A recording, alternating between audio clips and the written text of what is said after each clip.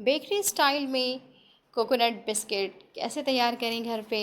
बहुत ही low budget में आप बहुत मज़ेदार बेकरी से बाहर से बेहतर घर पे तैयार करेंगे, बिल्कुल खस्ता और करारा। बहुत कम टाइम में तैयार होगा और सारी चीज़ें आपसे डिस्कस करूँगी कि बग़ैर अंडे के और अंडे के साथ कैसे आप तैयार करेंगे। बहुत कम टाइम पे तैयार होगा और बहुत ही लो बजट में तैयार होगा। तो आपकी बेहद फरमाइश पे चलते हैं कोकोनट बिस्किट, जो कि बग़ैर ओवन के मैं घर पे तैयार कर रही हूँ। तो जनाब, यहाँ पर मैंने ले लिया है घी। ये घी मैंने मेल्ट नहीं किया है, मैंने थोड़ा सा इसको फ्रीज़ कर लिया था। तो यहाँ पर घी जो है वो तकरीबन 60 ग्राम है और शुगर का इस्तेमाल आप अकॉर्डिंग टू टेस्ट कर सकते हैं, लेकिन मैं यहाँ पर शुगर जो यूज़ कर रही हूँ वो हाफ़ कप है। ठीक है, तो 60 ग्राम हमारे पास घी था और जो शुगर है वो हाफ़ कप है। ठीक है, उसको मिक्स कर लेना है। फिर उसके बाद जब वो अच्छे से मिक्स हो जाए तो उसमें हम ऐड कर देंगे एक अंडा। लेकिन मैंने कहा है कि अगर अंडा ना हो, आप नहीं चाहते कि अंडा इस्तेमाल करें, तो आप इसकी जगह हाफ़ कप या उससे भी कम आप दूध का इस्तेमाल करेंगे। ठीक है, यहाँ पर आप इसको अच्छे से मिक्स करना है। मैंने बीटर का इस्तेमाल किया है, आप हैंड विक्स का भी इस्तेमाल कर सकते हैं।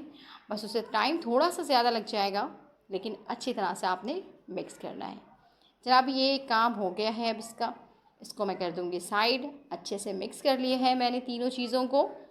आप भी ध्यान रखिएगा कि यहाँ चीज़ें अच्छे से मिक्स हो जाएं। अब मैंने ले लिया है यहाँ पर डेजिनेटेड कोकोनट। ठीक है, कोकोनट का इस्तेमाल मैंने कितना किया है, हाफ़ कप है। और मैंने इसमें अंडे के लिए वनीला एसेंस डाल दिया है ताकि अंडे की स्मेल ना आए। ठीक हो गया जनाब। अब इसको मैं ऐड कर दूंगी और इसको मिक्स कर दूंगी। आप मेरे चैनल पर नए हैं तो काइंडली चैनल को ज़रूर सब्सक्राइब कीजिएगा। आपकी ये सब्सक्रिप्शन हमारे लिए बहुत इम्पॉर्टेंट होती है, तो ज़रूर काइंडली सब्सक्राइब ज़रूर कीजिएगा मेरे चैनल को।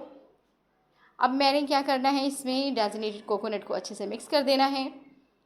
ठीक है जनाब, अब जब ये मिक्स हो जाएगा तो आगे का प्रोसीजर भी मैं आपसे शेयर करूँगी।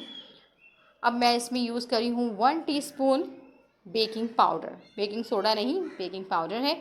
और इसी के साथ मैं 1 पिंच नमक ऐड कर दूँगी। ठीक है जनाब, अब ये दो चीज़ें चली गई हैं। अब है ड्राई इंग्रेडिएंट्स की बारी, जिसमें है मैदा।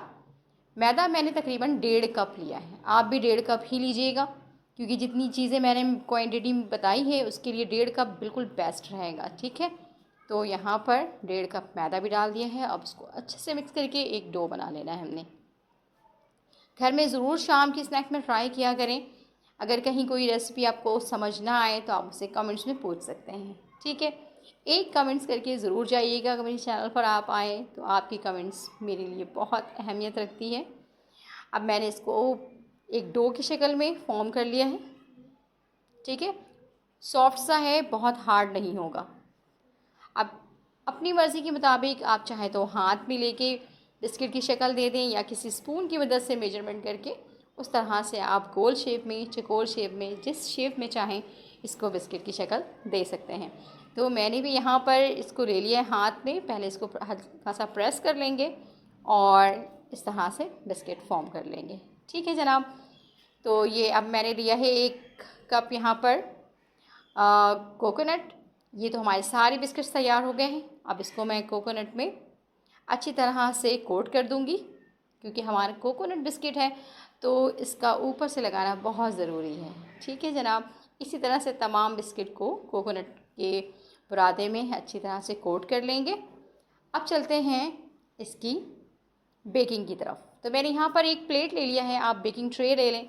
उसमें मैंने ये 4 से 5 बिस्किट रखे हैं और थोड़े फासले पर रखने हैं, क्योंकि जब बिस्किट तैयार होंगे तो ये काफ़ी बड़े हो जाएंगे, तो इसलिए हमने थोड़ा सा फासला रखना है। ठीक है, तवे पे भी बना सकते हैं और पतीले में भी और ओवन में भी। मैंने आपसे पहले ही कहा था कि मैं बग़ैर ओवन के बना रही हूँ, तो मैं पतीले और तवे पे बेक करूँगी इसको। ठीक है, तवे वाला जो होता है बहुत ख्याल रखना पड़ता है, टेम्परेचर उसका बहुत ज़्यादा होता है। और पतीले में बेक करेंगे तो तकरीबन 35 मिनट आपने देना है, बिल्कुल लो फ्लेम पे। ये मैंने रख दिया है और कुछ तवे पे भी मैंने रखा हुआ है। तो ये देखें, कलर्स में आना शुरू हो गया है। 30 मिनट गुजर चुके थे, मैंने चेक किया तो उसमें हल्का हल्का जो है वो कलर आना शुरू हो गया है। तो इसी तरह से तमाम बिस्किट्स को पलट देना है। फिर तकरीबन 15 से 20 मिनट तक क्या करना है, आपने इसको बेक कर लेना है। बिल्कुल लो फ्लेम पे करना है, ठीक है जनाब। ये देखें अब माशाल्लाह जो हमारे बिस्किट है वो बिल्कुल डन है।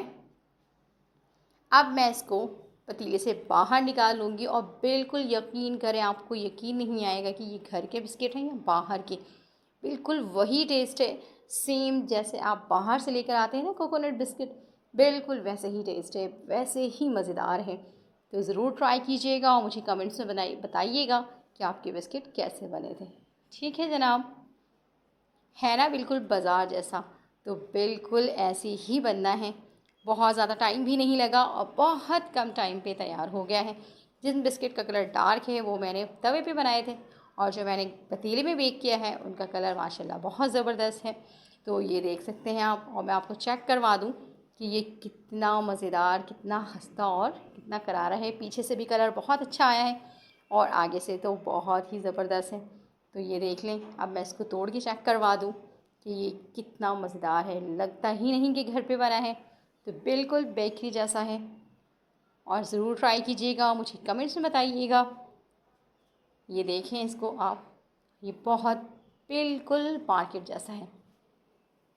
मुझे आपकी कमेंट्स का बहुत शिद्दत से इंतज़ार रहेगा। मुझे दीजिए इजाज़त। अल्लाह हाफ़िज़।